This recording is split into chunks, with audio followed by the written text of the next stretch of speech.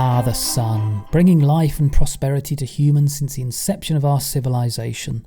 Worshipped for thousands of years for its importance, there's no way it could possibly cause us any harm, right?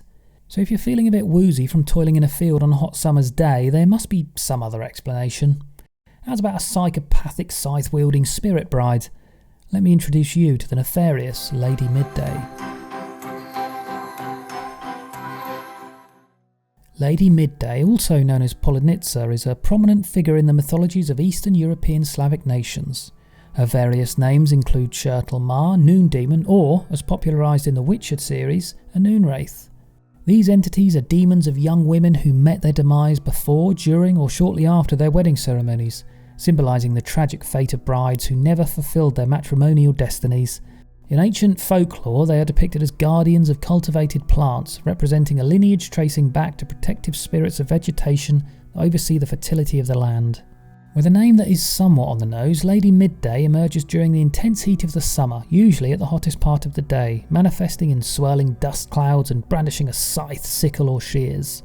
Her appearance varies, ranging from that of a decrepit hag to a woman garbed in a long white robe, at times displaying decaying flesh, exposing bones beneath, juxtaposed against her flowing blonde locks, a poignant reflection of the curse afflicting her.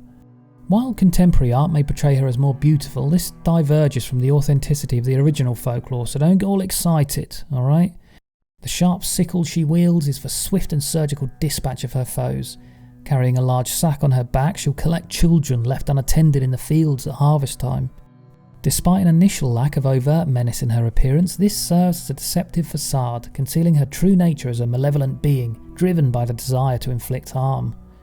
At times she could be seen venturing from the fields or woodlands with 7 great black dogs at her side to conduct her nefarious activities. Throughout the summer months she lurks amidst fields or forests, observing those toiling under the sun's intense heat. Traditionally, Lady Midday confines her endeavours to the hours of noon on a hot summer day. It is customary for people to heed her presence and refrain from undertaking strenuous labours that could endanger their lives.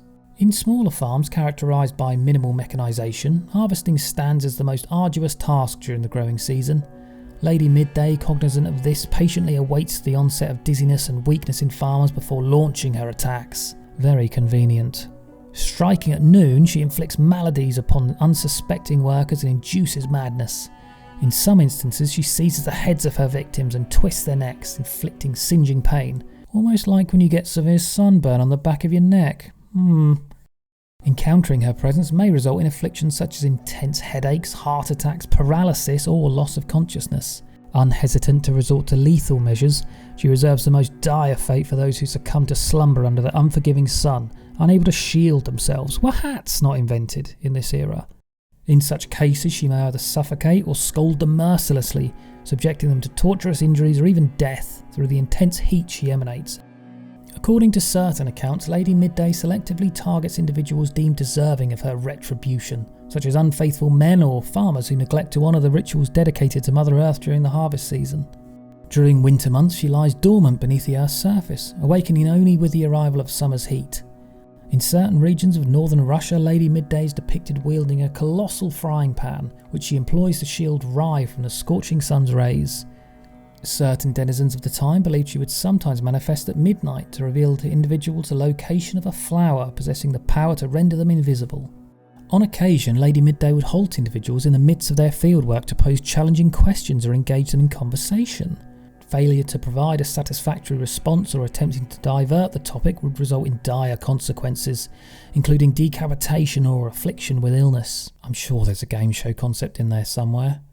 Her queries typically took the form of riddles or brain teasers, testing the wit and cunning of those she encountered. These inquiries often delved into metaphysical themes concerning the essence of life, death, and the universe, offering no clear-cut answers. Some tales suggest her questions were deliberately crafted as an unsolvable puzzle meant to ensnare the listener. Certain stories depict her posing queries related to obscure aspects of nature, agriculture, or rural life, punishing those unable to furnish the correct answers, such as inquiries about the cultivation of flax and hemp.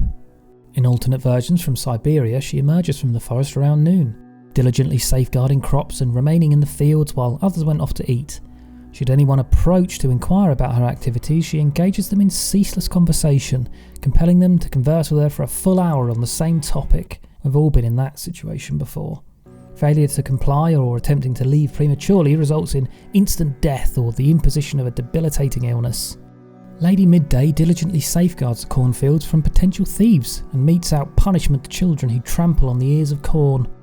Unsupervised youngsters playing amidst the crops risk abduction or permanent blindness inflicted by her wrath. Blindness just for stepping on some corn. Have the punishment equal to the crime, at least. Disobedient children are often warned that the spirit will come for them, serving as a deterrent to misbehaviour. Mothers caution their children to remain quiet during harvest time, lest they attract the attention of Lady Midday.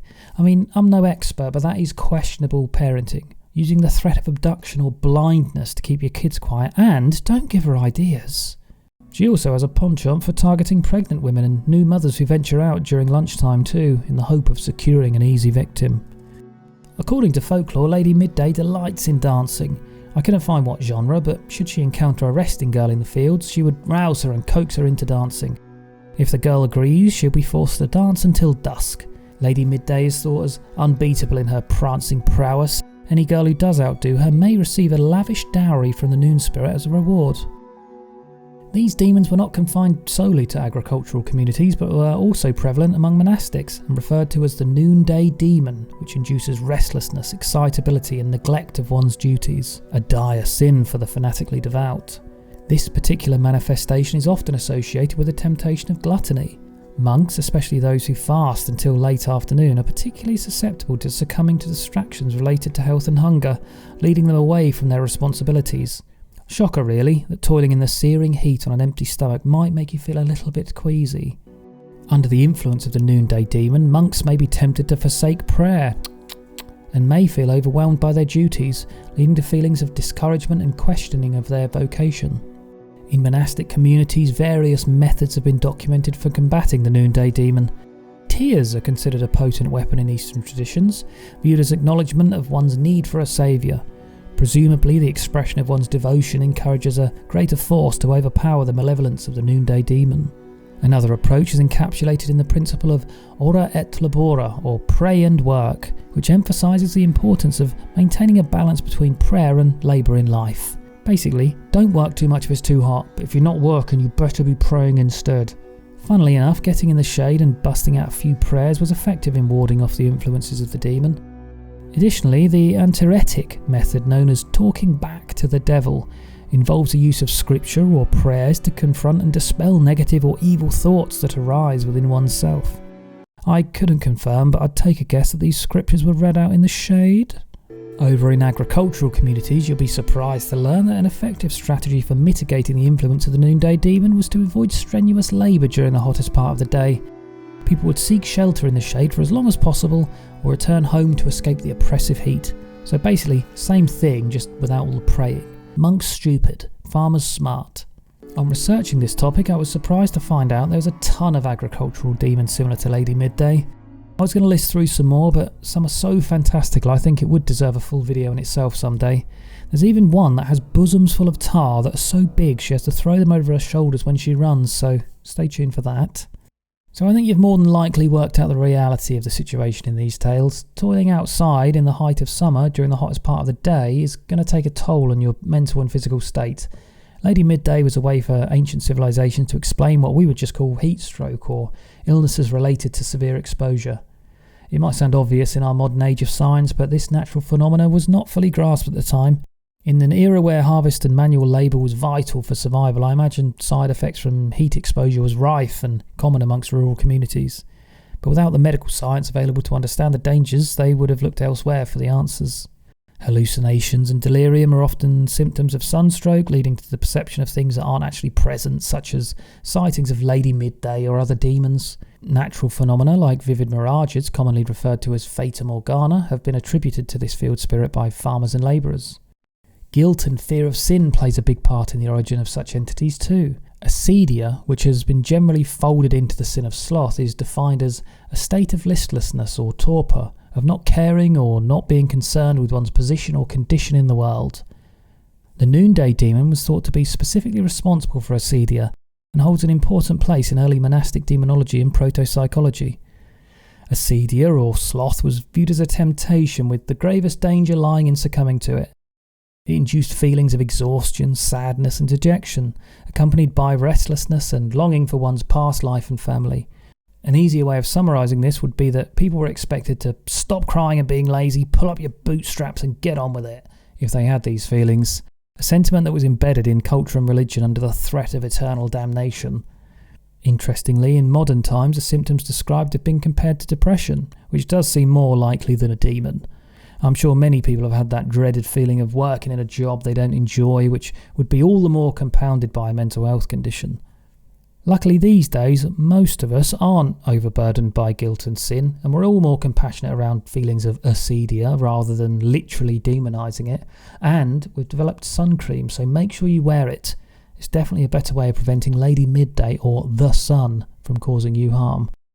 If you have any weird and wonderful topics that you might like to see covered on this channel, do let me know. And if you enjoy the content, a like and a subscribe would help me out a lot too. See you soon, and thanks for watching.